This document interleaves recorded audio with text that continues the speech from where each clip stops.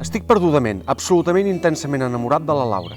Sé que he trobat la dona de la meva vida, la meva mitja taronja, el perquè de la meva existència. Ella encara no ho sap, però no passa res. Ara mateix m'encarregaré de solucionar aquest petit inconvenient. Fins avui només l'he vigilat a través de les meves ulleres de cul de got, sense atrevir-me a dir-li res. He contemplat, amb educat, el seu saber fer i el seu caminar decidit. També l'he observat mentre conversava, xamosa, amb les seves amigues, amb aquella veu tan tendra i aquells ulls argentats que m'omplen de llum.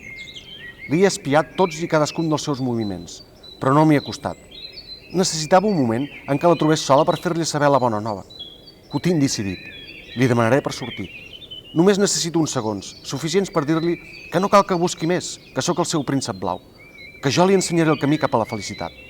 No cal que s'hi amoïni, és el destí que ens ha unit per sempre. I ella m'obrirà el cor com una princesa que es desperta després d'un son etern. I aquest moment ha arribat.